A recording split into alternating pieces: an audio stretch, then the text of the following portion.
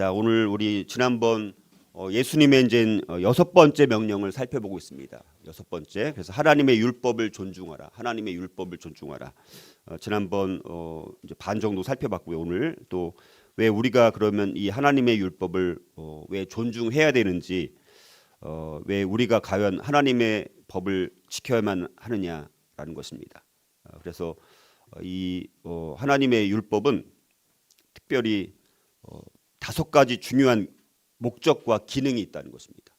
율법의 목적, 하나님의 율법의 기능, 그것을 통해서 그래서 우리가 하나님 율법을 존중해야 되는구나라는 것을 다시 한번 오늘 5가지를 지난번 짧게 말씀드렸는데 하나씩 한번 설명을 드리도록 하겠습니다. 첫 번째는 하나님의 율법은 사랑하는 방법을 설명한다는 것이죠. 그러니까 우리가 하나님을 사랑하라라고 이제 말씀을 하시고 뭐 이웃을 사랑하라라고 말씀하시는데 과연 어떻게 사랑하는 것인가, 이거를 설명을 합니다. 그래서 예수님의 모든 메시지는 하나님과 다른 사람을 사랑하는 방법에 대한 것이었다는 것입니다. 그래서 한 율법사가 예수님께 이렇게 물은 바가 있습니다. 마태복음 22장 36절에 보면 선생님, 율법 중에서 어느 계명이 크니까? 예수님에게 율법 중에서 어느 계명이 크냐라고 질문을 했을 때 예수님은 마태복음 22장 37절 39절에서 이렇게 대답하십니다. 예수께서 이르시되 내 마음을 다하고 목숨을 다하고 뜻을 다하여 주 너의 하나님을 사랑하라 하셨으니 이것이 크고 첫째 되는 계명이요 둘째도 그와 같으니 내 이웃을 내 자신같이 사랑하라 하셨으니 이렇게 말씀하십니다.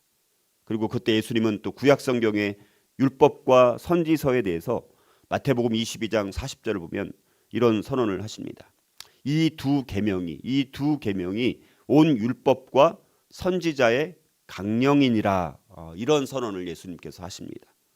자, 이 말씀은 모든 율법과 선지서가 유일한 사랑이신 예수님을 가리키기 때문에 굉장히 타당한 말씀입니다. 자, 예수님의 말씀은 하나님을 어떻게 사랑하고 사람을 어떻게 사랑하는지를 알려면 율법과 선지서를 공부해야 어떻게 사랑해야 하는지에 대한 통찰력과 원리를 깨닫게 된다는 말씀입니다.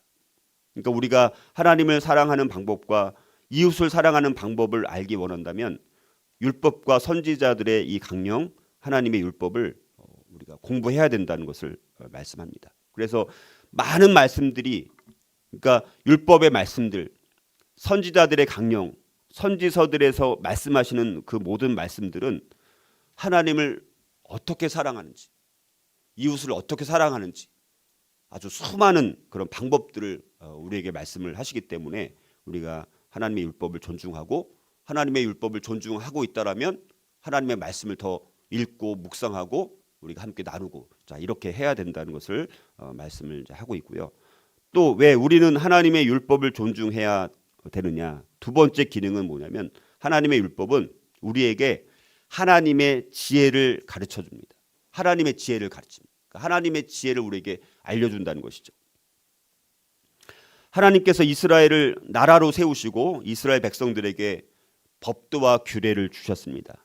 그리고 만일 너희 백성들이 그 법도와 규례를 지키면 그들은 다른 어떤 나라보다도 더 지혜롭게 되고 더 건강하고 더 부유한 나라가 될 수 있다, 이렇게 말씀을 하셨습니다. 그래서 하나님께서 이스라엘 백성들한테 이렇게 말씀하십니다. 신명기 4장 6절에서 9절, 좀 길지만 제가 한번 읽어보겠습니다. 너희는 지켜 행하라. 이것이 여러 민족 앞에서 너희의 지혜요 너희의 지식이라. 그들이 이 모든 규례를 듣고 이르기를 이 큰 나라 사람은 과연 지혜와 지식이 있는 백성이로다 하리라. 우리 하나님 여호와께서 우리가 그에게 기도할 때마다 우리에게 가까이 하심과 같이 그 신이 가까이 함을 얻은 큰 나라가 어디 있느냐? 오늘 내가 너희에게 선포하는 이 율법과 같이 그 규례와 법도가 공의로운 큰 나라가 어디 있느냐? 오직 너는 스스로 삼가며 내 마음을 힘써 지키라. 그리하여 내가 눈으로 본 그 일을 잊어버리지 말라. 내가 생전하는 날 동안에 그 일들이 내 마음에서 떠나지 않도록 조심하라. 너는 그 일들을 내 아들들과 내 손자들에게 알게 하라. 이렇게 말씀을 합니다. 다윗도 이렇게 증언합니다. 시편 119편 98절, 100절을 보면 주의 계명들이 항상 나와 함께함으로 그것들이 나를 원수보다 지혜롭게 하나이다. 내가 주의 증거들을 늘 읊조림으로 나의 명철함이 나의 모든 스승보다 나으며 주의 법도들을 지킴으로 나의 명철함이 노인보다 나으니이다. 이렇게 다윗도 증언했습니다. 자, 그래서 율법의 기능 중 하나는 뭐냐? 하나님께 거룩한 경외심을 또 갖도록 하는 것입니다. 시편 111편 10절은 이렇게 말씀합니다. 여호와를 경외함이 지혜의 근본이라. 그의 계명을 지키는 자는 다 훌륭한 지각을 가진 자이니 여호와를 찬양함이 영원히 계속되리로다. 이렇게 말씀합니다. 자, 성경은 하나님께서 하나님의 백성을 어떻게 다루시는지를 이렇게 또 증언합니다. 시편 19편 7절. 여호와의 율법은 완전하여 영혼을 소성시키며 여호와의 증거는 확실하여 우둔한 자를 지혜롭게 하며 이렇게 말씀합니다. 자, 이렇게 하나님의 율법은 우리에게 하나님의 지혜를 가르치고 알려준다는 것입니다. 그래서 우리가 하나님의 율법을 존중해야 되는 이유는 뭐냐? 율법의 기능이 뭡니까? 우리가 하나님의 지혜를 가르치고 알려주기 때문에 우리가 이 말씀 안에 거하고 또 율법을 정말 존중히 여기고 또 묵상하고 주야로 우리가 읽고 묵상하면서 그렇게 할 때 하나님의 지혜를 우리에게 알려주시게 된다는 것입니다. 자, 또 세 번째, 왜 우리는 또 하나님의 율법을 존중해야 되느냐? 율법의 세 번째 기능은 하나님의 율법은 우리를 그리스도께로 인도한다는 것이죠. 그리스도께로 우리를 이끌어가게 만듭니다. 하나님의 율법은 우리가 결국 하나님의 율법 가운데 우리가 계속해서 집중하고 존중하다 보면 우리를 결국은 누구에게로 인도한다고요? 예수님께로 인도하게 되는 겁니다. 이게 굉장히 중요한 거예요. 결국 모든 것은 구약의 모든 성경도 누구를 예표해 주는 거라고요? 그리스도를 예표해 주는 거잖아요. 그러니까 우리가 결국에는 그리스도에게로 집중이 돼서 그분께로 가야 되는 게 중요한 거예요. 그게 우리가 정말 유일하게 이 땅 가운데 정말 제대로 사는 길인데, 자, 여러분들, 근데 자, 기본적으로 성경은 하나님의 율법을 뭐에 비유하냐면 거울과 같다라고 합니다. 거울. 율법이 뭐라고요? 거울. 거울에 이제 비유를 합니다. 자, 우리가 하나님의 율법을 읽을 때 우리가 어떠한 모습이어야 하는지, 무엇을 해야 하는지 하나님께서 요구하시는 것을 알 수가 있습니다. 그래서 얼굴이 아주 더러운 사람이 거울 앞에 가서 자신을 들여다봤을 때 자기의 얼굴이 얼마나 더러운지를 뭐를 보고 깨닫게 됩니까? 거울을 보고 이제 알게 되는 거예요. 근데 더러운지도 모르고 막 있다가 거울을 보니까 야, 내 얼굴이 엄청 지금 더럽네? 그거를 깨닫게 된다는 것이죠. 그래서 자기의 얼굴이 이제 더럽다는 것을 알고 그 다음에 얼굴을 씻기 위해서는 거울을 가지고 있지는 않아도 된다는 것입니다. 그러니까 거울은 얼굴을 씻는 데 소용은 없습니다.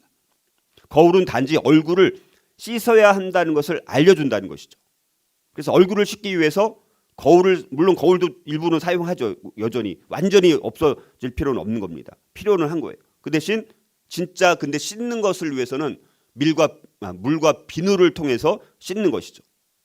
자, 이런 원리는 하나님의 율법에도 동일하게 적용된다는 것입니다.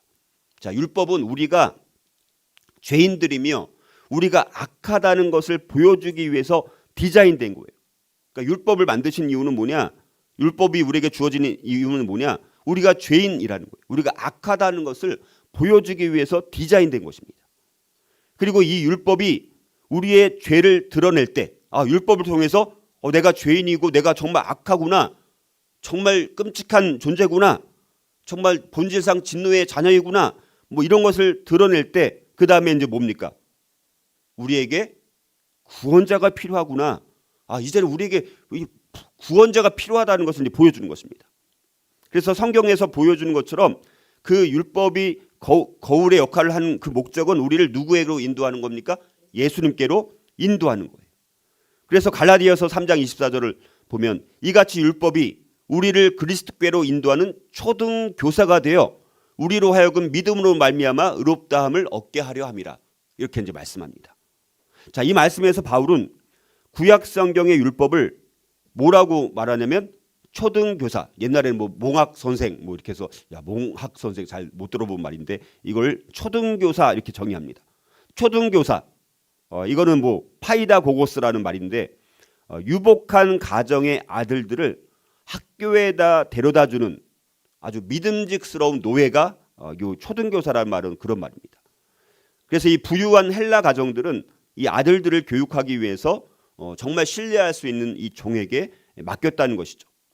그리고 이 소년이 성인 남성이 되면 이제 초등교사의 직접적인 후견을 받을 필요는 없지만, 그러나 선생들이 그들의 삶 속에서 세워놓았던 지금까지 받아온 훈련들을 잘 유지해야 될 필요성이 있었습니다. 자, 우리 경우에 율법은 엄격한 기준에 의해서 우리의 죄상, 우리의 이 범죄의 구체적인 어떤 사실들, 우리의 죄상을 드러내고 우리가 대스승에게 훈련을 받아야 한다는 사실을 알려주는 것입니다. 이 대스승이 누구냐? 바로 예수님이라는 것입니다.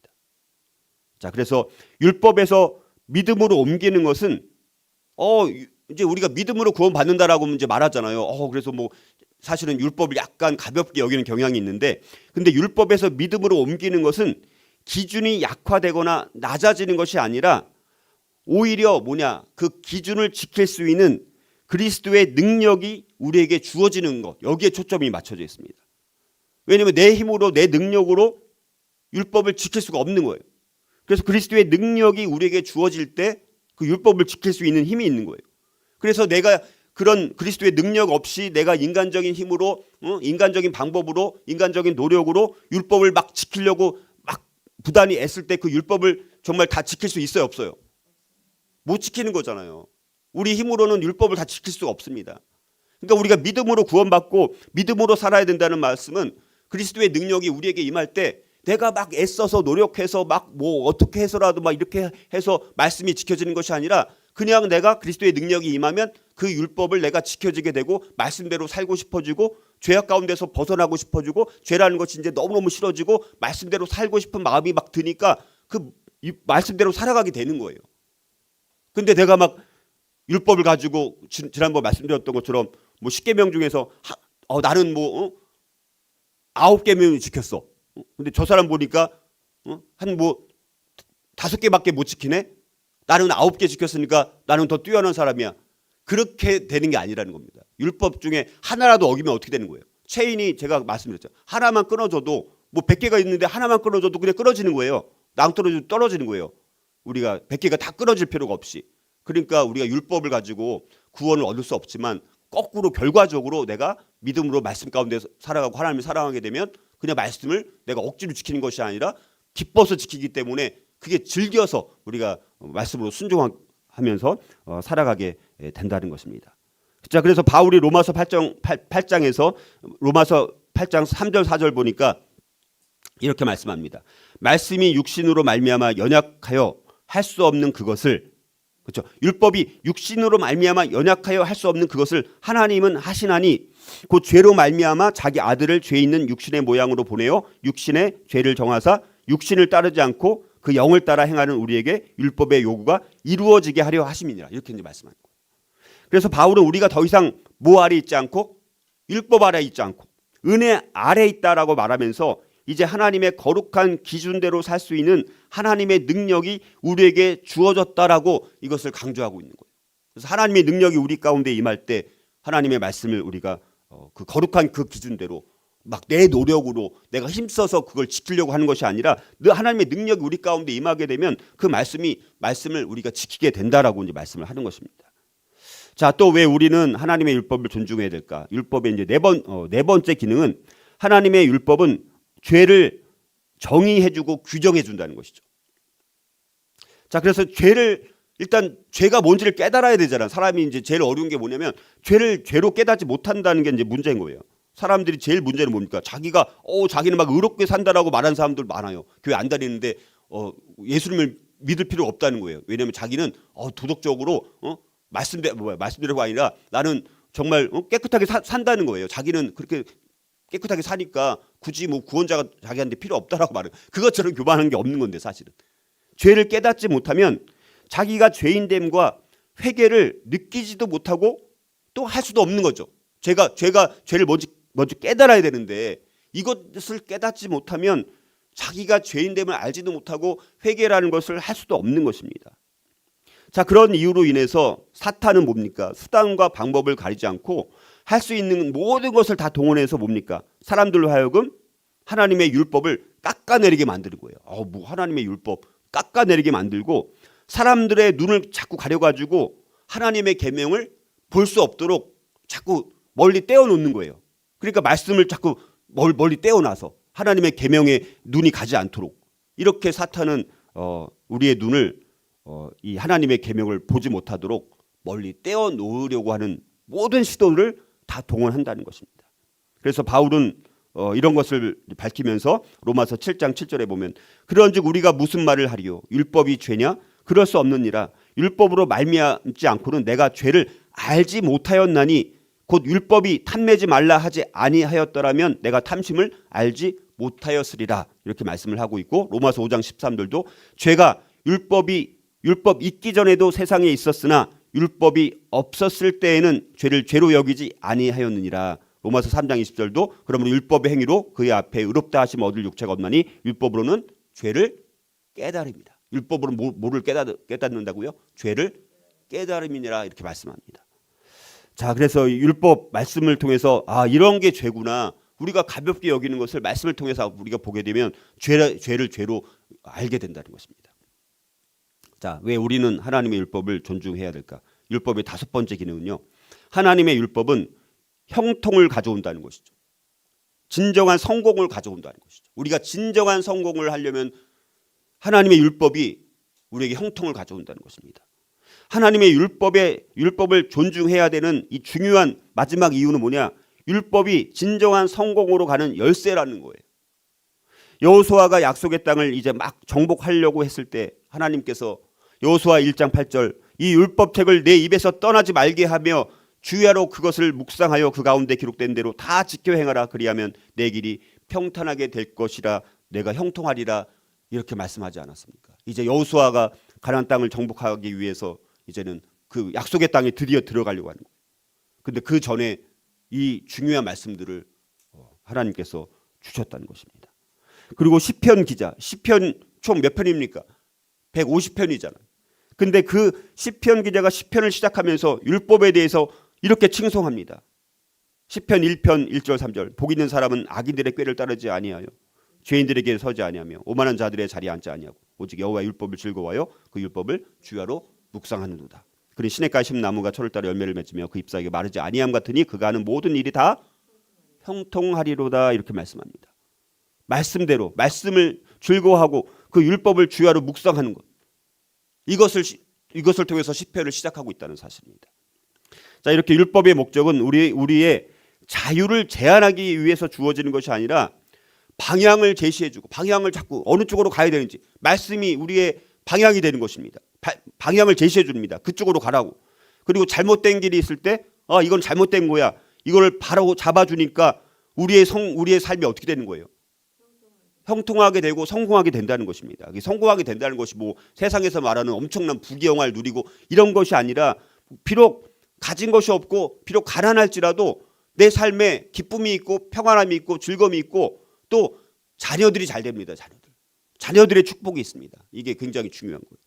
당장 내 세대 때 내가 크게 뭐 엄청난 뭐 눈에 보이는 뭐 물질적인 엄청난 대성공을 거두지 않을지라도 이렇게 말씀 가운데 살아가고 율법을 정말 존중히 여기는 자들에게는 그 자녀들이 또 축복을 주면서 또 비록 눈에 보이는 물질적인 부귀영화를 못 누릴지라도 그 안에 아무것도 없어도 내 입술을 통해서 찬양이 흘러나오고 막 기쁨이 넘치고 평안이 넘친다면 그게 진짜 성경에서 말하는 진정한 우리 형통이라는 것을 우리가 알 수가 있습니다. 이렇게 이제 5가지 기능이 있다라는 것을 우리가 한번 살펴봤고요. 자, 그러면 우리 구약 시대 때 또 신약까지도 보면 유명한 이방 왕들이 있습니다. 다리오 왕이랑 아하수에로 왕이랑 그다음에 헤롯 왕 이렇게 3 왕들이 있는데 이 왕들의 법들이 있는 것이죠. 그 왕들의 이 법이 어떻게 삼위 하나님의 법을 예시해 주는지를 제가 한번 설명드리겠습니다. 이게 되게 중요하죠. 그렇죠? 하나님의 법이 얼마나 중요한가 이걸 한번 세상 3명의 왕들의 법을 통해서 하나님의 법이 얼마나 중요한지 이걸 한번 생각해 볼 수가 있는데, 자, 다니엘 시대 때 다리오 왕에게 총애를 받았죠. 자, 이 엄청난 총애를 받았습니다. 그래서 막 영전을 받고, 근데 그 다니엘을 이방 그 나라, 그러니까 그 나라, 이거 다니엘은 오히려 유대인이잖아요. 근데 그 다른 나라 가서 막 총리가 된 거예요. 그 총리 중에서도 최고의 총리가 된 거예요. 그러니까 그 나라에 있었던 관원들이, 높은 사람들이 다니엘을 시기해요, 안 해요? 시기를 합니다. 그래서 막 악한 법을 만들어 가지고 왕한테 윤허를 받아내는 거예요. 윤허를 받아내는 거예요. 윤허는 뭡니까? 도장을 찍으면 이젠 그건 뭡니까? 누구도 바꿀 수 있어, 없어요? 바꿀 수 없는 거예요. 그래서 악한 법을 만들어 가지고 왕한테 윤허를 받아냅니다. 근데 보니까 다리오 왕이 다니엘을 총애하는데 그들이 만든 법을 다시 보니까 내가 그 윤허한 것이 잘못된 것이다라는 것을 나중에 깨닫고 그거를 취소하려고 종일 힘을 썼지만 그거를 바꿀 수가 없는 거예요. 그래서 다니엘 6장 15절에 보면 그 무리들이, 그 모산, 그 악한 법을 만들어서 다니엘을 죽이려고 만들었던 그 모산 그 자들의 반응이 뭐냐? 그 무리들이 또 모여 왕에게로 나와서, 다리오 왕에게로 나와서 왕께 말하되, 왕이여 메대와 바사의 규례를 아시거니와 왕께서 세우신 금령과 법도는 고치지 못할 것이니이다. 이렇게 왕이 조서를 내리고 윤허를 내리니까, 도장을 딱 인장을 찍으니까 이거는 고치지 못한다. 그게 법이라는 거예요. 세상 법도. 자, 에스더 시대에도 동일한 상황이, 법을 되돌릴 수 없다라는 동일한 상황이 에스더 시대에도 있었던 거예요. 유대인을 증오했던 하만이라는 사람 있지 않습니까? 이 정말 악한 이 모사 같은 하만이 아하수에로 왕의 이 광대한 영토 전역에서 이 유대인들을 학살하려고 이제 계략을 꾸미게 되죠. 자, 아하수에로 왕은 그 당시 어찌됐든 아직 하만의 정체를 몰랐기 때문에 하만을 믿고 하만의 계획을 법으로 윤허를 또 했어요. 동일하게. 자, 그런데 그 후에 아하수에로 왕은 이 법이 얼마나 해악한지를 깨닫고 이를 바꾸려고 했습니다. 하지만 나중에 그가 모르드게와 에스더 왕비에게 설명한 것처럼 왕의 이름으로 작성되고 왕의 인장 반지로 봉인된 법은 취소하거나 번복할 수 없었다는 것이죠. 자, 그러나 정말 하나님의 은혜로 모르드게는 하만의 바람대로 계략을 수행되게 하려 한 자들의 오히려 대항해서 유대인들을 지켜낼 수 있는 방안을 정말 지혜롭게 생각을 해내게 됩니다. 자, 그래서 어쨌든 절대 권력을 가졌음에도 불구하고 자신이 작성하고 서명한 법을 고칠 수 없는 세상 통치자들의 법도 이렇게 쉽게 바꿀 수 없다는 거예요. 또 세월이 한참 흘러서 이제 헤로디아의 딸이 헤롯 왕 앞에서 춤을 출 때 헤롯 왕이 그 딸이 춤추는 게 너무 아름답고 막 심취해가지고 무엇이든지 달라는 대로 내가 주겠다 이렇게 약속을 합니다. 자, 그런데 정말 뜻밖에도 헤로디아의 딸이 침례 요한의 머리를 달라고 요청을 하게 되어지죠. 자, 그런데 이것은 헤롯 왕에게도 굉장히 고통스럽고 괴로운 일이었습니다. 왜냐하면 침례 요한을 이 헤롯 왕도 나름 존경했어요. 굉장히 정말 너무 첨령한 사람 아니었습니까? 그래서 근데 그거를 이 딸이 부탁한 거예요. 근데 보니까 마태복음 14장 9절에 왕이 근심하나 자기가 맹세한 것과 그 함께 앉은 사람들 때문에 주라 이렇게 명했다라고 이 말씀을 하고 있습니다. 자, 얄궂게도 이 침례 요한은 헤롯 왕이 그의 동생의 아내와 결혼한 것은 하나님의 율법에 어긋났다라고 선포한 대가로 투옥되게 됩니다. 자, 이렇게 헤롯 왕은 하나님의 율법을 얼마든지 기꺼이 어기면서도 자신의 맹세를 깨지는 않았다는 것입니다. 하나님의 율법을 얼마든지 깨면서도 기꺼이, 그러나 자기의 맹세를 깨지는 않는 것이죠. 자, 이런 세상의 왕들도 자신의 법을 고치거나 바꿀 수 없다면 여러분들, 세상의 왕들과 비교할 수 없는 만왕의 왕께서 만드신 법은 얼마나 더 위대하겠느냐라는 것을 세상의 왕들의 법을 통해서도 우리가 알 수 있다는 것입니다. 그러니까 하나님의 율법은 어떻다는 거예요? 결코 고치거나 변경될 수 없다는 거예요. 그만큼 세상의 법도 우리가 존중히 여기는데 만왕의 왕 되신 하나님께서 만드신 그 율법을 우리 고칠 수 없고 변경될 수 없는, 변개될 수 없는 그 말씀을 어떻게, 그 위대한 말씀을 우리가 그렇게 쉽게 여길 수 있느냐라는 것을 우리가 한번 생각해 볼 수 있다는 것입니다. 자, 그런데 또 하나님의 율법에서는 간음한 사람, 그러면 이제 하나님의 율법을 존중하라고 했으면 다 지켜야 되는 게 아니냐, 이렇게 우리가 또 오해할 수가 있습니다. 자, 하나님의 율법에서는 그래서 간음한 사람을 돌로 쳐 죽이라고 했는데 어째서 간음으로 붙잡힌 여인을 예수님은 정죄하지 않았느냐, 이걸 한번 더 생각해 볼 수가 있습니다. 자, 그래서 우리가 이제 율법에 대한 이해를 좀 더 넓혀 나가는 것입니다. 자, 예수님 당시의 종교 지도자들은 재판을 열어가지고 공의를 집행할 수 있는 합법적인 권위를 갖고 있었던 사람들이 종교 지도자들, 뭐 바리새인 같은 사람들입니다.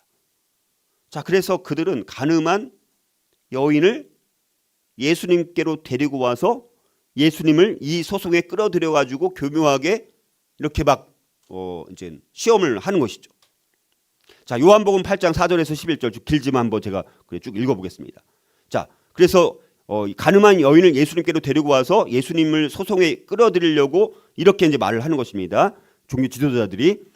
자, 선생이요, 이 여자가 간음하다가 현장에서 잡혔나이다. 모세는 율법에 이러한 여자를 돌로 치라 명하였거니와 선생은, 예수님을 향해서 선생은 어떻게 말하겠나이까?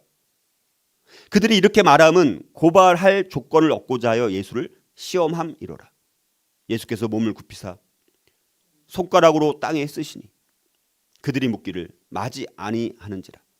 이에 일어나 이르시되 너희 중에 죄 없는 자가 먼저 돌로 치라 하시고 다시 몸을 굽혀 손가락으로 땅에 쓰시니 그들이 이 말씀을 듣고 양심의 가책을 느껴 어른으로 시작하여 젊은이까지 하나씩 하나씩 나가고 오직 예수와 그 가운데 섰는 여자만 남았더라. 예수께서 일어나사 여자 외에 아무도 없는 것을 보시고 이르시되 여자여, 너를 고발하던 그들이 어디 있느냐? 너를 정죄한 자가 없느냐? 대답하되 주여 없나이다. 예수께서 이르시되 나도 너를 정죄하지 아니하노니 가서 다시는 죄를 범하지 말라 하시니라. 자, 이렇게 말씀합니다. 자, 이 간음한 여인 이 사건, 돌로 치라는 이 사건, 이거는 예수님께서 간음을 간과하신 사례로 말씀하신 것이 아니라 신명기 17장 6절에 보면 죽일 자를 두 사람이나 세 사람의 증언으로 죽일 것이요 한 사람의 증언으로는 죽이지 말 것이며, 이렇게 말씀합니다. 그러니까 이 신명기 17장 6절 말씀대로 모세의 율법을 철저히 준수한 사례로 오히려 말씀을 하고 있는 거예요. 자, 그러자 한 사람도 그녀를 정죄하지 못했습니다. 그렇죠? 자, 그래서 이 사건이 끝이 나는데, 그러나 예수님께서 중요한 건 뭡니까? 마지막에 말씀하신 것이 다시는 죄를 범하지 말라. 자, 예수님께서는 구약의 그런 우리가 바리새인들, 종교 지도자들, 뭐 유대인들이 잘못 알고 오해하고 왜곡시켜서 뭐 했던 것들을 다 교정해 주셨습니다. 다. 그래서 예수님의 이 복음서에 나오는 예수님의 말씀들이 주옥 같은 말씀들인 거예요. 율법, 구약의 율법에만 한계가 돼 있었으면 전혀 깨닫지 못하는 말씀들을 예수님께서 다 풀어서 설명을 해 주신 거예요. 그래서 예수님께서는 율법을 폐하러 온 것이 아니라 그 율법을 완성하러 오신 거라고 말씀하신 거예요. 그래서 우리가 구약도 알아야 되고 신약도 알아야 되는 것입니다. 자, 그러면 이제 마지막 결론적으로 하나님의 율법은 언제 없어지는가라는 것입니다. 자, 율법은 예수님께서 오시기 전까지만 예수님이 오시기 전까지만 효력이 있고 그래서 예수님께서 오신 이후부터는 더 이상 불필요하게 되어서 폐지되었다. 율법 폐지, 도덕 폐기론자, 이런 우리가 두 가지가 있어요. 율법 폐기론자, 도덕 폐기론자. 율법, 도덕, 이거는 예수님이 오셨으니까 폐기가 뭐예요? 이제 폐기물로 버리는 거예요. 그리고 뭡니까? 율법주의, 또 여전히 율법주의. 그러니까 율법 폐기론과 율법주의 두 가지가 우리가 경계해야 되는 것입니다. 그 긴장 가운데서 예수님 말씀하신 것들을 우리가 잘 살펴봐야 되는 것입니다.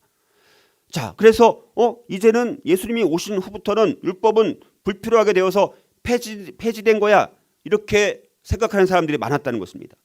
그런데 이제 누가복음 16장 16절 보면 율법과 선지자는 요한의 때까지요.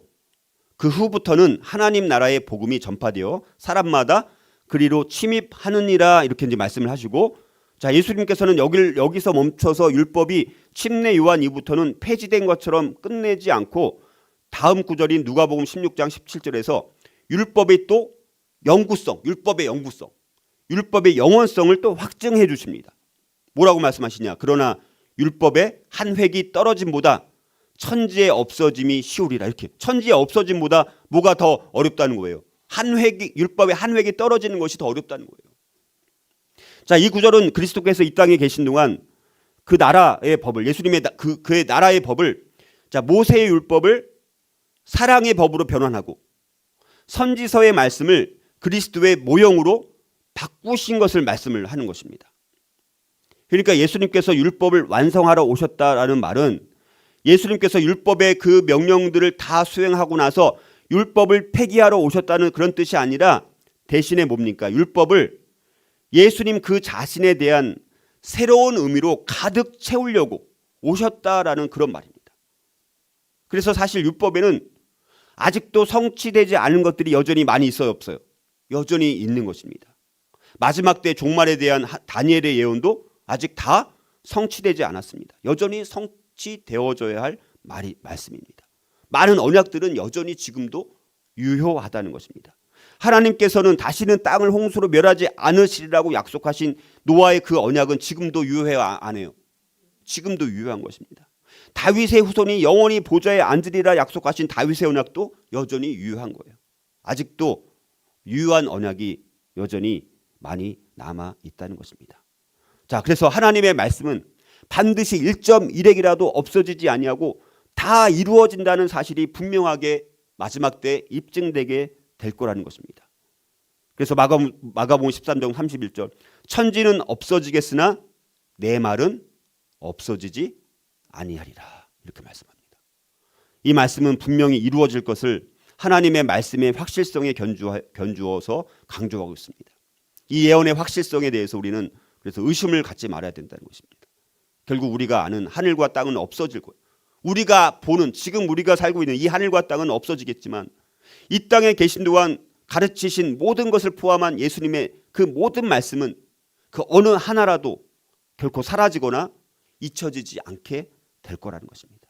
예수님의 모든 말씀은 진짜 참된 것이고 영원히 지속될 거라는 것입니다. 모든 성경의 예언은 어느 하나라도 성취되지 않는 것이 없다는 것입니다. 예루살렘의 멸망에 대한 예수님의 예언도 AD 70년에 예루살렘의 멸망을 통해서 정확하게 성취되었습니다. 또한 머지않아 닥칠 세상 종말의 시기에 다시 한번 완전히 성취됨으로 인해서 하나님의 말씀은 반드시 1.1핵이라도 없어지지 아니하고 다 이루어진다는 사실을 분명하게 입증하게 될 것입니다. 마태복음 5장 18절도 비슷하게 말씀하시죠. 진실로 너희에게 이르노니 천지가 없어지기 전에는 율법의 1.1핵도 결코 없어지지 아니하고 다 이루리라. 누가복음 16장 17절도 그러나 율법의 한 획이 떨어짐보다 천지가 없어짐이 쉬우리라. 아까 말씀드렸던 그 말씀. 자, 예수님 시대의 세상은 너무 확실해 보였고 믿을만 했고 영원히 지속될 것처럼 보였습니다. 그리고 그러나 여러분들 어떻습니까? 요즘에 최근에 많은 사람들은 어떻습니까? 핵전쟁 두려워요, 안 두려워요? 핵폭탄 하나 떨어지면 어떻게 되는 것입니까? 지금 어마어마하게 많죠. 미국, 소련, 러시아. 뭐 미국이랑 지금 핵폭탄 보유국이 제일 많은 데가 어디입니까? 미국, 러시아 아닙니까?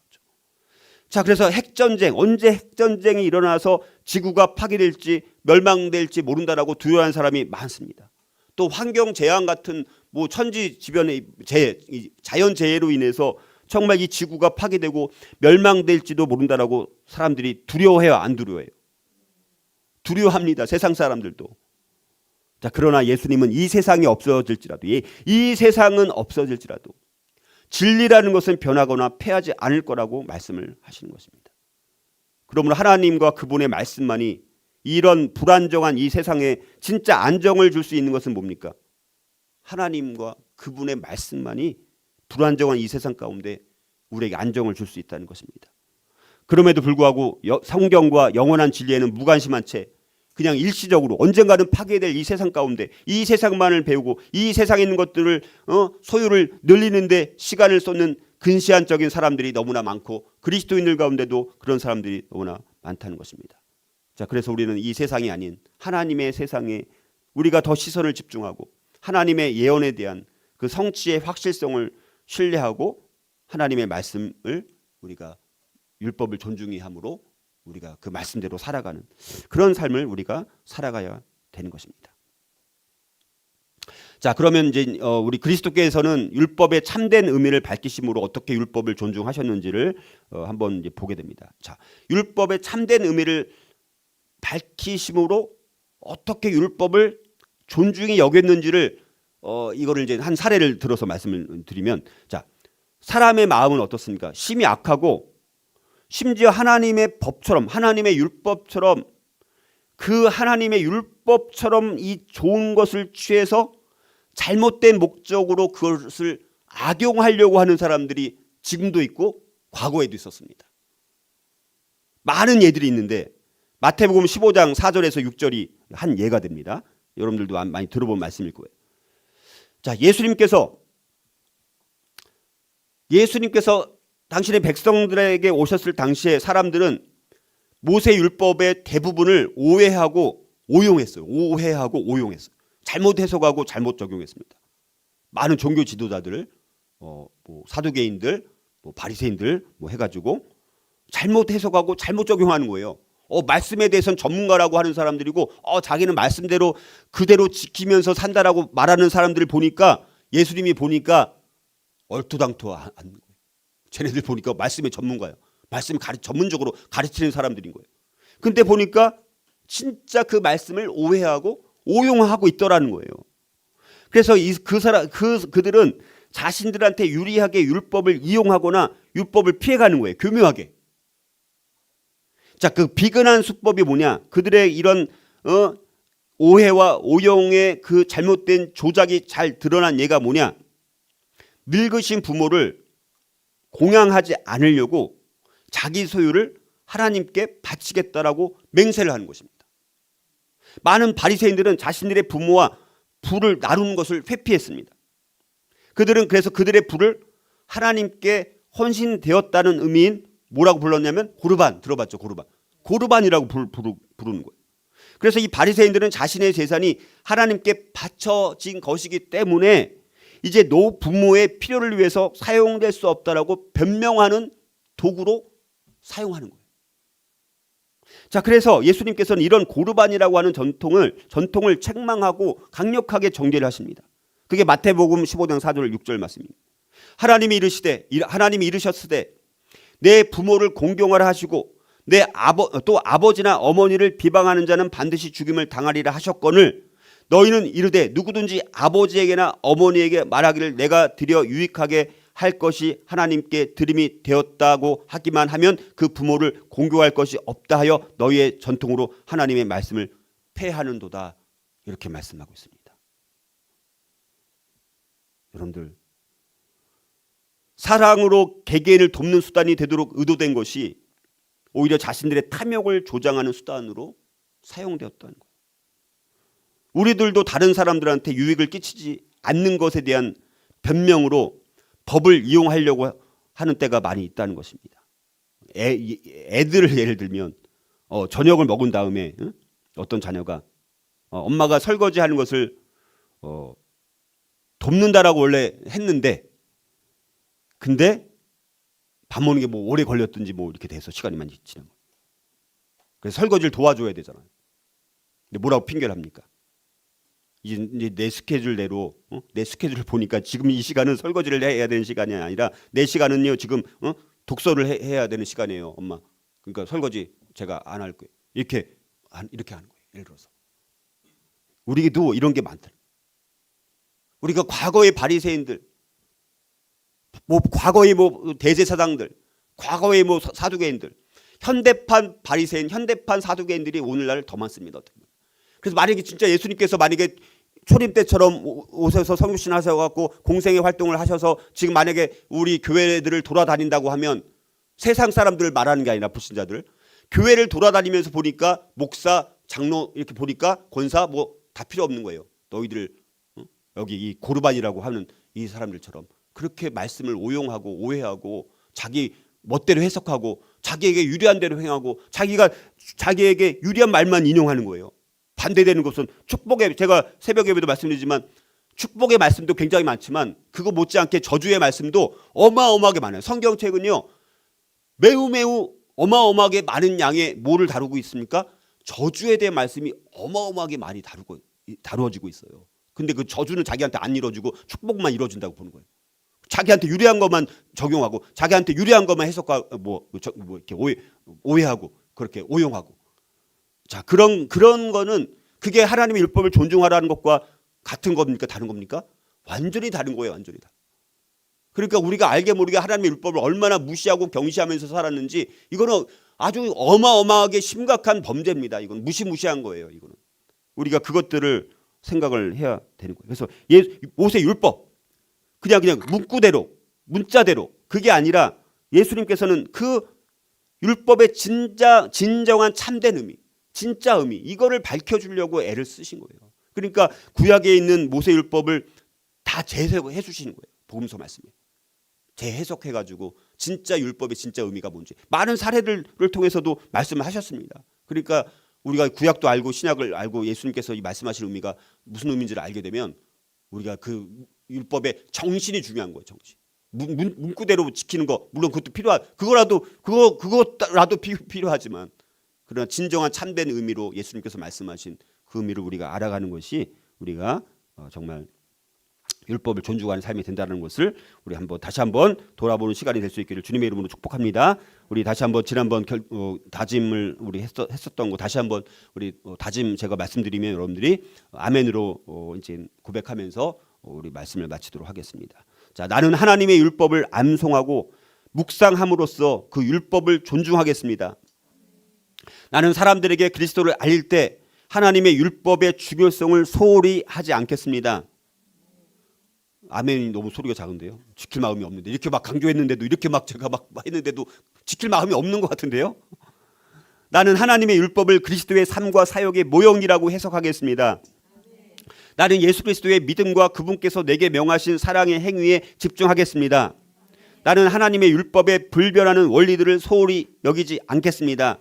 나는 율법이 어떻게 하나님을 사랑하는 방법과 이웃을 사랑하는 방법을 설명하는지를 열심히 공부하겠습니다. 정말 그렇게 하시겠습니까? 예, 그렇게 우리 다짐하면서 오늘 기도했으면 좋겠습니다.